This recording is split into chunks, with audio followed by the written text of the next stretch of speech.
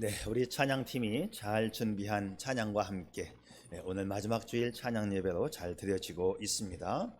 네, 애통하는 자의 복입니다. 애통하는 자는 복이 있다. 여러분, 이런 말 들어보셨죠? 온실 속의 화초. 이거 좋은 말입니까? 나쁜 말입니까? 온실 속의 화초. 네, 의미적으로 보면 고난을 또는 어려움을 겪지 아니하고 그저 곱게만 자란 사람을 비유적으로 일컫는 말인데요.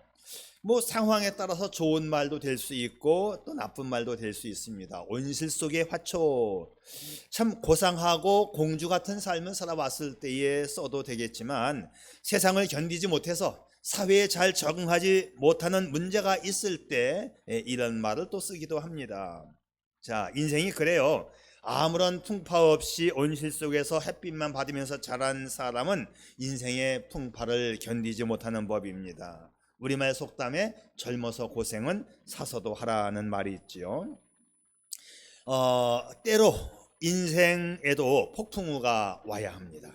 눈물과 아픔, 풍파를 경험한 인생은 이 잡초 근성이 있어서 웬만한 어려움도 잘 견디어냅니다.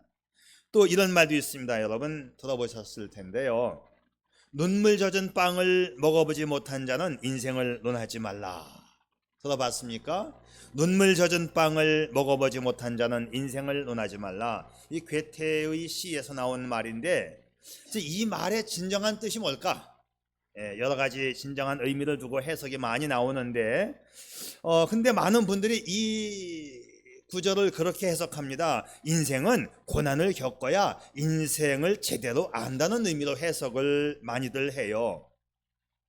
자, 이 말의 정확한 의미는 나중에 다시 한번 새겨보도록 하고, 자, 지금은 일단 넘어갑니다. 인생에는 고난도 있어야 하고 아픔도 있어야 하고 인생에는 눈물과 상처도 있어야 한다는 말에 많은 이들이 공감을 하고 또 틀리지 않습니다. 오늘 성경 말씀에도 애통하는 자는 복이 있다. 여러분, 애통하는 자는 복이 있나니, 사랑하는 성도 여러분, 우리의 신앙생활에도 애통하는 아픔이 있어야 한다 성경은 말씀합니다. 고난과 눈물을 통과하지 아니한 신앙은 하나의 값비싼 또는 값없는 장식품에 지나지 않을 겁니다. 여러분, 예수 믿고 나서 그냥 웃는 일만 생겼습니까? 아직은 값싼 신앙입니다. 예수 믿고 나서도 아픔이 있고 고통을 느끼고 그래서 하나님 앞에 진지하게 울어본 경험이 있나요? 그러면 차원이 있는 신앙생활을 해가고 있는 것입니다. 여러분 생각해 보세요. 십자가의 고난 뒤에 우리 주님의 부활의 영광이 따라왔습니다. 애통과 눈물이 우리의 신앙을 본질로 인도하는 거지요. 우리의 신앙은 눈물을 먹고 자라는 것입니다. 우리의 인격은 눈물의 골짜기를 통과하면서 성숙되어집니다. 그래, 눈물을 흘리며 씨를 뿌리는 자가 기쁨으로 추수의 열매를 맺는다고 하는 것은 진리가 아닐 수 없지요. 다시 한번 기억합시다. 애통하는 자는 복이 있나니. 이 눈물을 흘리며 애통하는 과정을 거치지 않고는 온전한 인격으로 성숙되지 않는다는 것을 기억하십시오. 자, 그런데 오늘 주님이 하신 이 말씀 속에 더 본질적인 의미가 담겨 있습니다. 주님이 이 말씀을 두고 하실 때에 애통하는 자가 복이 있다. 여기서 이 애통하는 것의 의미는 과연 뭘까요?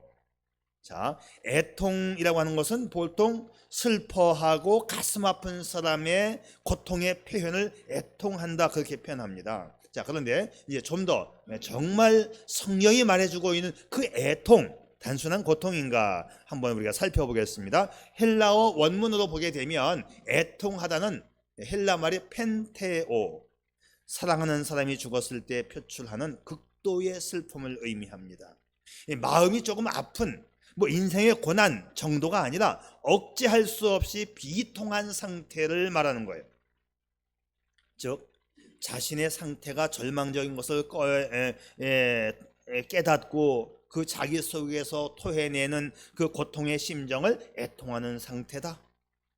자, 오늘 본문 말씀을 다시 보다 정확하게 살펴보면 이것은 인간적인 슬픔이나 아픔을 뛰어넘는 그런 애통인 걸 알 수 있는데, 자, 어떤 의미냐 하면요, 첫째는 죄로 인해서 슬퍼하고 회개하는 마음, 바로 그게 애통입니다.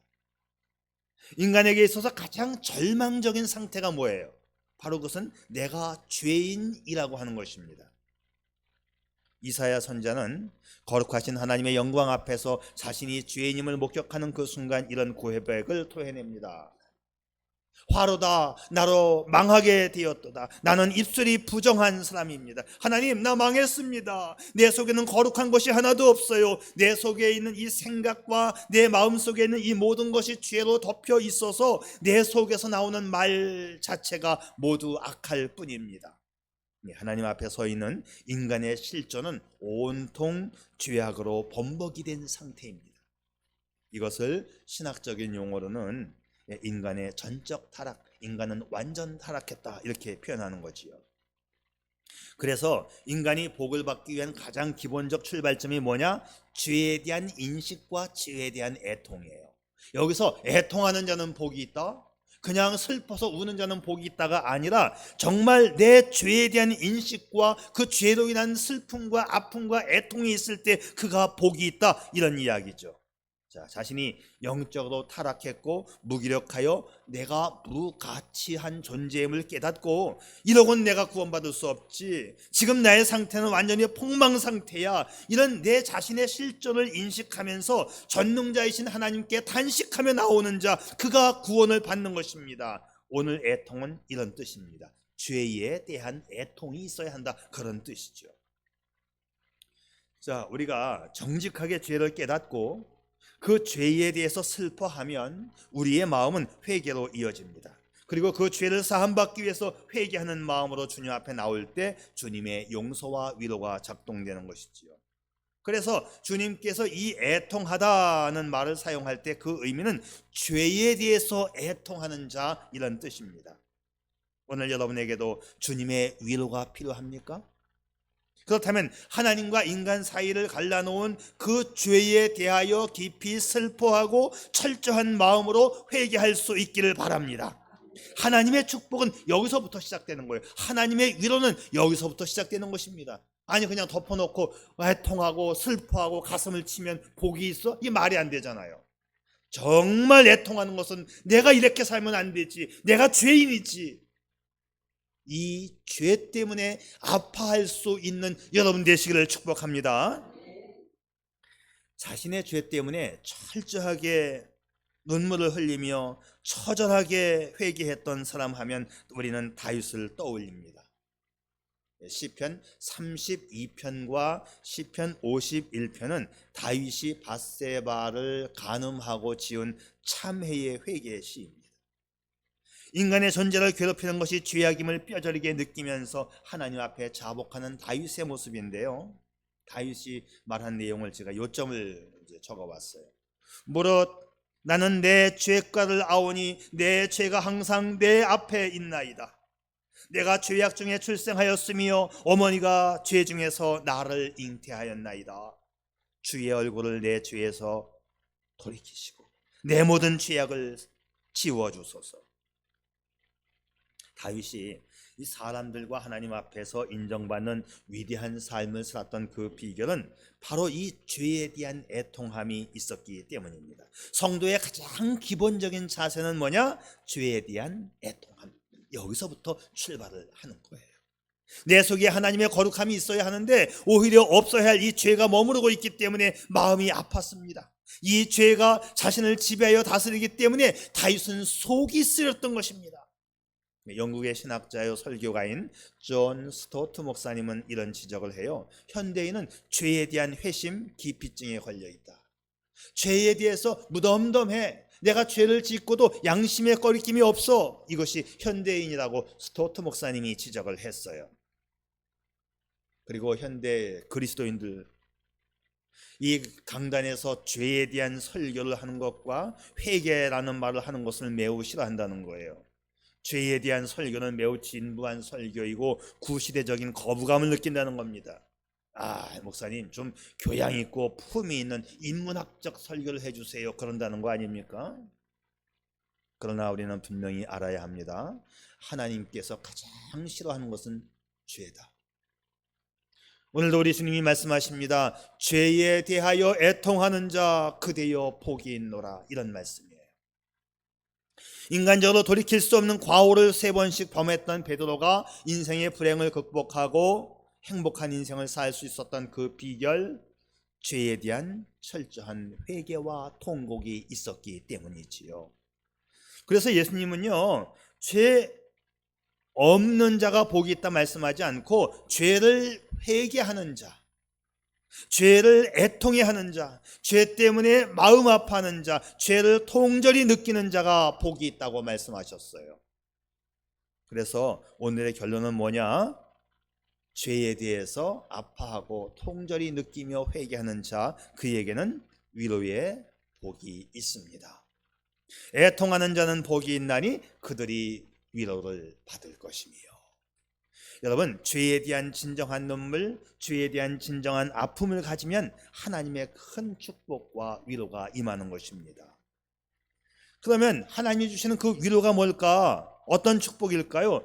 여러분, 축복 중에 가장 큰 축복은 하나님을 얻는 것입니다.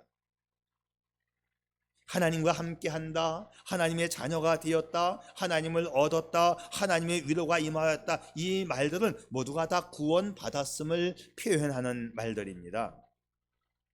지난주에는 심령이 가난한 자가 복이 있다.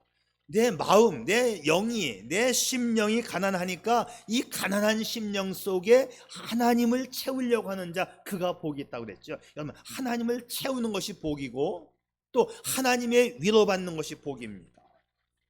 오늘 죄에 대해서 눈물을 흘리고 아파하며 애통하는 자에게는 하나님의 위로가 있는데, 이 하나님의 위로라고 하는 것이 과연 뭘까? 참 흥미로운 사실은 성경은 하나님을 위로의 하나님이라고 말씀하고 있어요. 고린도후서 1장 3절, 찬송하리로다 그는 우리 주 예수 그리스도의 하나님이시요 자비의 아버지시요 모든 위로의 하나님이시며 우리의 모든 환난 중에서 우리를 위로하사 우리로 하여금 하나님께 받는 위로로서 모든 환난 중에 있는 자들을 능히 위로하게 하시는 이시로다. 하나님은 모든 환난 가운데에서 우리를 위로하시는 분. 여러분, 하나님이 우리를 찾아오시면 그 순간 우리는 위로받는 사람이 되는 것입니다. 우리가 우리의 죄를 깨닫고 그 죄 때문에 구원받을 수 없음을 인정하고 그리스도를 영접하면 그때 그리스도의 위로가 임하여 내 죄가 사하여지는 것이지요. 그래서 위로받는 말과 죄 사함 받는 말과 구원받는 말, 다 큰 의미에서는 똑같은 의미입니다. 내 죄를 통렬히 느끼는 자가 하나님의 위로, 하나님의 구원의 축복을 받는 거예요. 단순히 많이 슬퍼하고 울면 큰 돈복을 받는다, 그건 성경 말씀이 아니죠. 우리의 죄가 사하여지는 그 순간 성령이 내 속에 들어오시고 나는 성령의 위로받는 성도가 되는 거예요. 이게 구원받는 것입니다. 구원받는 게 가장 큰 축복 아니겠어요? 그래서 죄로 인한 이 애통함은 위로의 성령님을 초대하는 초대장입니다. 누구든지 죄에 대한 애통함이 없이 구원받을 수 없기 때문이에요. 오늘 말씀에서 애통하는 자는 복이 있나니 그들이 위로를 받을 것이며 했습니다. 다시 원문으로 이 문장을 살펴보면 복이 있을지어다 애통하는 여러분이요, 왜냐하면 여러분들이 위로를 받을 것이기 때문입니다. 이게 원문입니다. 저 원문에는 우리말에 없는 왜냐하면이 들어가 있어요. 왜냐하면, 헬라 말로는 호티라고는 이 접속사인데 접속사를 집어넣었어요. 왜냐하면, 자, 이 왜냐하면을 왜 집어넣었을까요? 왜냐하면은 복을 받는 그 이유를 더욱 분명하게 하기 위해서 왜냐하면이라고 하는 이 접속사를 집어넣었습니다. 여러분에게 복이 있는 그 이유, 왜냐하면 여러분이 위로받기 때문입니다. 자, 그러면 이제 위로받는 것이 무슨 뜻이냐를 또 해석을 해봐야 되는데, 위로, 단순히 그냥 괜찮아 토닥토닥이 위로가 아니에요. 이 위로, 헬라 말로 파라칼레오, 여러분 기억나실지 모르겠어요. 보혜사 성령님을 헬라어로 뭐라고 해요? 파라클레토스. 그러니까 위로한다는 말과 성령님이라는 말이 똑같은 단어입니다. 조금 다르잖아요. 헬라 말은 변형을 시켜서 이것이 주격으로 쓰이느냐 소유격으로 쓰이느냐에 따라서 단어가 바뀌어, 조금 모양새가 바뀌어. 그래서 파라칼레오하고 파라클레토스는 똑같은 단어입니다. 똑같은 단어예요. 그러니까는 위로하다는 말과 성령님은 위로의 하나님, 그래서 하나님이 위로의 하나님이 되는 거예요. 자, 파라라고 하는 말은 옆에서, 칼레오는 부른다는 말이에요. 내 옆에서 나를 불러주시는 분, 내 옆에서 나를 위로해 주시는 분, 그분이 성령님이셔요. 그분이 하는 일이 위로의 일입니다. 그래서 성령님을 우리는 보혜사, 위로자, 하나님 이렇게 부르는 거지요. 하나님께서 함께 하심이 위로이고 바로 그것이 구원입니다. 하나님께서 함께 하시면 위로인데 하나님께서 떠나가시면 가장 슬픈 자, 그는 죽은 자가 되는 것입니다. 주 떠나가시면 내 생명 헛되네 말 되잖아요. 여러분, 주님의 위로받는다, 주님과 함께 살아가는, 주님의 구원받는 저와 여러분 될 수 있기를 축복합니다. 죄에 대해서 통렬히 회개하는 자만이 주님의 위로, 주와 함께함을 느낄 수 있는 것이죠. 최근 현대인들이 많이 외롭다고 해요. 그래서 그 외로움을 달래기 위해서 어떤 행동을 하지요? 갖은 방법을 다 씁니다. 외롭답니다. 인정돼요. 외롭지요, 당연히. 그러니까는 마약도 하고 술도 하고 오락도 하고 게임도 하고 뭐 여러 가지 어떤 일들에 막 열중하다가 중독이 되기도 하고, 그래도 그 자신의 외로움이 충족되고 해결되어지지 않으니까 요즘에는 자신의 외로움을 달래주기 위해서 강아지를 키우면서 강아지를 반려자라고 하는 사람들이 늘어가고 있어요. 얼마나 외로우면 강아지를 인생의 동반자라고 부르고 있을까요? 약간의 위로는 될 거예요. 근데 그 약효는 짧습니다. 그런 위로는 진통제에 불과해요. 약효가 오래 가지 못하고 금세 끝나는 진통제 정도, 진정한 위로는 될 수가 없지요. 하나님을 멀리했기 때문에 찾아온 외로움인데 강아지를 가까이 한다고 외로움이 해소가 됩니까? 하나님께서 사람을 만드실 때 하나님의 영을 불어넣어서 살아있는 생명으로 하나님과 함께하는 사람으로 만들었는데 하나님을 가까이 하지 않고 강아지를 가까이 한들 그게 외로움이 해소가 되겠냐고요? 성경이 놀랍지 않습니까? 성경이 얼마나 철두철미하고 정확합니까? 성경이 잘못됐다, 하나님 말씀이 아니다라고 그냥 여기저기서 떠들어대는 건 아무도 모르는 사람들이 떠드는 이야기예요. 성경을 정확하게 알고 나면 너무너무 기가 막힙니다. 와, 이 두꺼운 성경 말씀이 이렇게 앞뒤가 서로 모순되지 않고 따다다닥 연결되어 있고 맞아진다는 것이 놀랍지 않습니까? 만들 때부터 사람은 하나님과 함께 살도록 만들어 놓았는데 하나님을 떠나가니까 외로운 거예요. 하나님을 떠나가니까 외로우니까 술 마십니다. 순간은 외로움이 달래지겠죠. 외로우니까 마약을 합니다. 순간은 외로움이 달래지겠지요. 그런데 점점 중독이 되고 더 센 마약을 먹어야 하고 더 센 술을 먹어야 하고 더 센 담배를 피워야 하고 순간은 되겠지요. 주 떠나가시면 내 생명 헛되네. 여러분, 이걸 기억할 수 있기를 바랍니다. 하나님을 멀리했기 때문에 찾아온 외로움인데 강아지 키운다고 외로움 해소되지 않습니다. 기억하세요. 우리 주님은 완전하고 영원하며 변함없이 내 옆에서 나를 위로해 주시는 분이십니다. 파라클레토스, 파라칼레오 똑같은 단어입니다. 하나님은 위로자이심을 믿으시기를 바랍니다. 자, 또 한번 보세요. 창세기, 성경의 맨 첫 페이지 창세기에서 죄를 짓고 에덴 동산을 떠나 하나님과 멀어졌던 이 아담이 얼마나 외로웠습니까? 아담이 하나님을 떠나고 나니까 참 외로웠어요. 그래서 그 아담은 자신의 방법으로 외로움을 달래보려고 자신의 부끄러움을 감추어 보려고 나뭇잎으로 치마를 해 엮어서 입었습니다.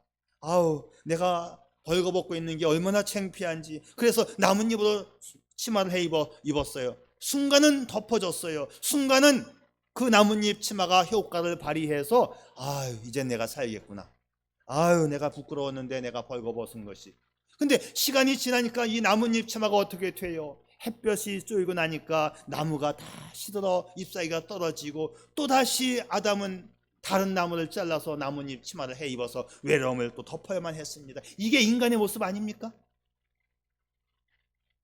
오늘 술 먹고 순간 외로움이 달래졌는데 술 깨고 나니까 또 외로워. 그럼 오늘도 또 먹자, 또 먹자, 또 먹자, 또 먹자. 순간적 진통제뿐이 아닙니다. 아담이 세상의 그 어떤 방법으로도 죄에 대한 이 외로움을 치유할 방법이 없음을 알고 신음하고 있을 때 하나님이 아담을 찾아오시죠. 그리고 아담을 찾아와서 반영구적으로 사용할 수 있는 가죽 치마를 해 입혀요. 아담아, 나뭇잎 치마는 안 돼. 1시간도 못 가. 아담아, 가죽 치마를 입어라. 하나님이 가죽 치마, 영구적인 가죽 치마, 햇볕이 나도 몇 달 며칠을 입어도 거의 그대로인 이 가죽 치마를 하나님이 해 입히니까 아담의 마음이 편해졌어요. 이런 게 있었구나. 하나님이 해주니까 이 가죽 치마는 오래 가도 시들지가 않는구나. 여러분, 이 가죽 치마가 의미하는 바가 뭘까요? 나뭇잎 치마와는 달리 가죽 치마는 반영구적으로 아담의 외로움과 죄로 인한 부끄러움을 덮어줄 수 있는 가죽 치마였습니다. 그런데 이 가죽 치마를 얻기 위해서 하나님은 이름 모를 짐승 하나를 죽여야만 했습니다. 그 짐승이 피를 흘리고 죽음으로 가죽 치마를 제공해 주었지요. 여기서 피를 흘리고 죽음으로써 가죽 치마를 제공해준 그 어떤 짐승은 훗날 우리의 죄를 위해서 십자가에 죽어야만 했던 예수 그리스도를 상징하는 것입니다. 또 놀랍지 않습니까? 창세기 첫 번째 책에서 예수님이 소개되고 있다는 것, 첫 번째 책에서 예수가 아니고는 구원받을 수 없음을, 인생의 진정한 위로자가 될 수 없음을 창세기에서 말씀하고 있습니다. 또 아무것도 모르는 사람들이 창세기는 하나님 말씀이 아니라고, 하나님이 말씀하신 것이 아니니까, 이게 얼마나 하나님 무식한 행동입니까? 하나님이 말씀하시되 그것만 하나님 말씀이에요? 예수께서 말씀하시되 그것만 예수님 말씀이에요?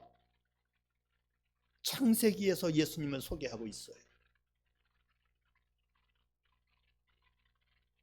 세상의 방법으로는 인간의 근본적인 죄 문제를 해결할 수 없다는 것이 창세기의 말씀이고, 인생의 문제는 예수 그리스도가 해답임을 믿으시기를 바랍니다.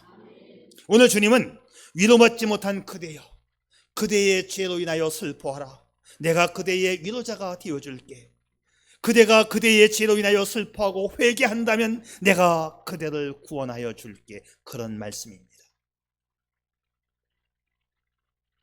병원에서 수술을 받아보신 분들은 수술 받기 직전에 많이 긴장을 합니다.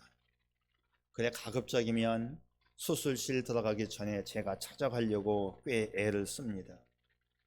미안해서 전화 못했다 하지 마시고 전화를 하세요.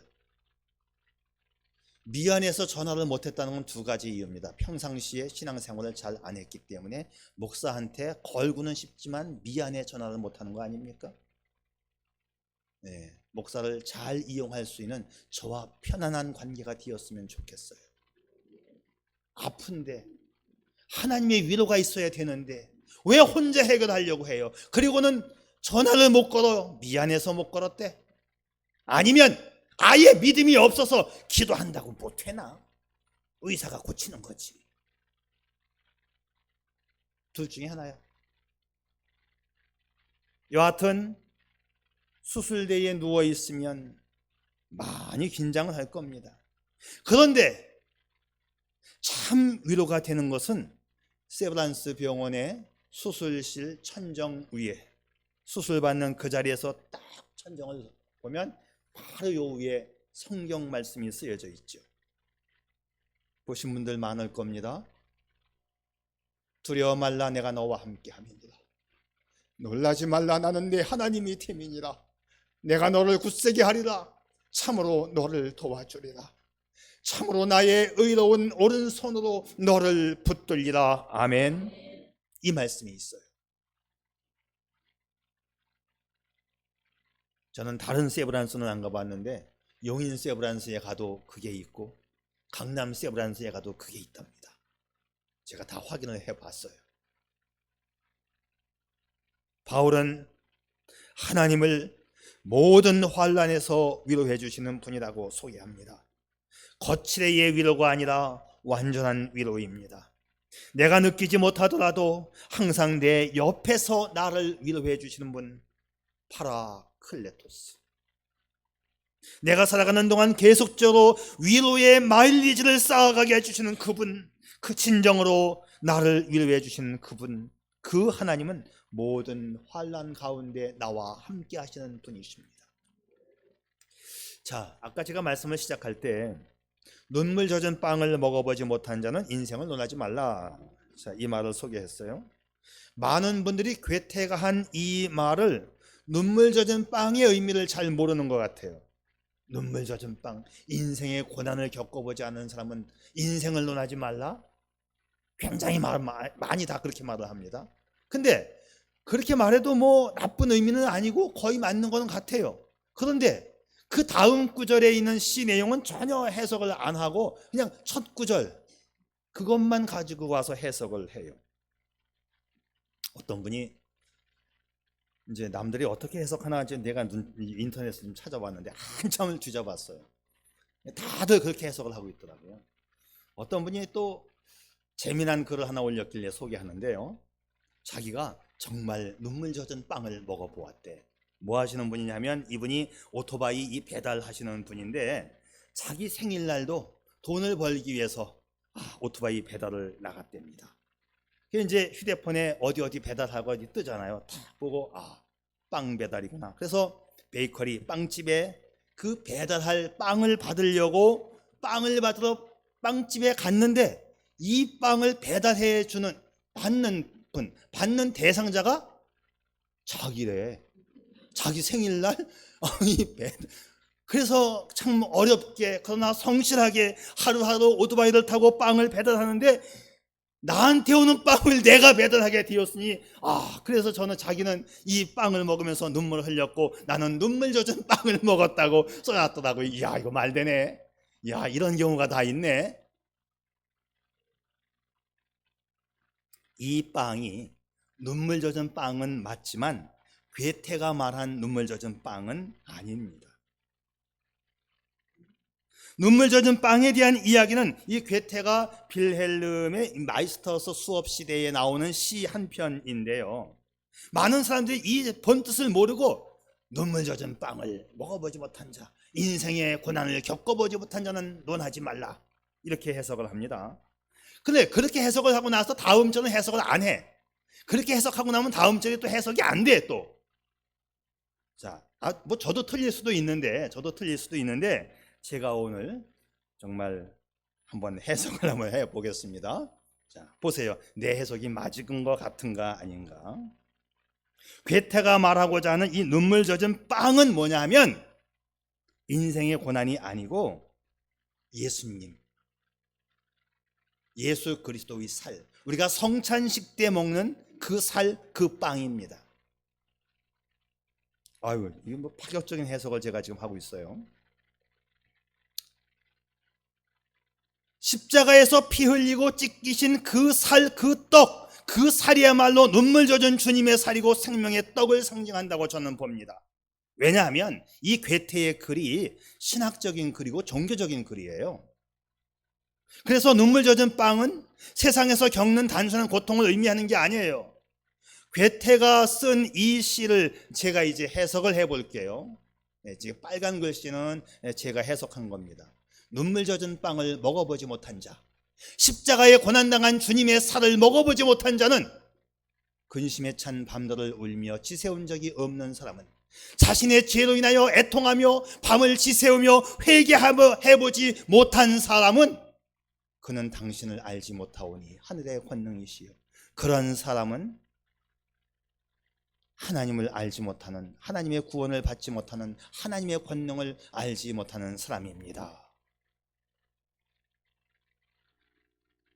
당신을 통하여 삶의 길을 우리는 얻었고, 우리는 주님을 통해서 구원의 삶을 얻었고 구원으로 인도받고 있으며, 불쌍한 죽을 자들 타락하게 하시어 고통 속에 버리셨으되 하나님 없는 자를 죄인 되게 하시고 그들을 지옥불에 버리셨지만, 그럼에도 저희는 죄값을 치르게 됩니다.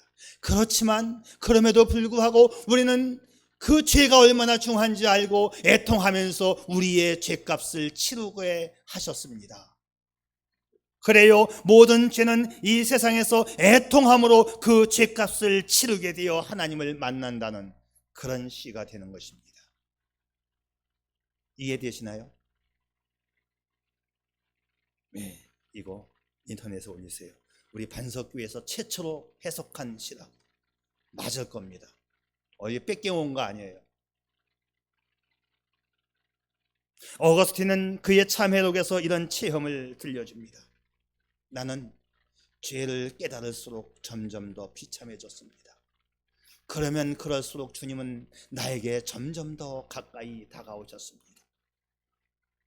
사랑하는 성도 여러분, 우리의 죄로 인한 격한 애통을 표현해 보세요. 그리고 회개해 보세요. 하나님께서는 거룩한 아픔과 눈물에 대하여는 넘치는 기쁨과 영원한 위로를 주십니다. 우리 주님은 나의 죄 때문에 애통하는 상한 심령을 좋아하십니다. 주님은 회개하는 자를 회복시켜 주십니다. 주님은 회개하는 자를 위로하여 주십니다. 하나님의 뜻대로 하는 근심은 후회할 것이 없는 구원에 이르게 하는 회개를 이루는 것이요, 세상 근심은 사망을 이루는 것입니다. 오늘 여러분이 여러분의 죄로 인해서 애통하며 회개하는 그 축복의 주인공이 되시기를 축복합니다. 기도하죠.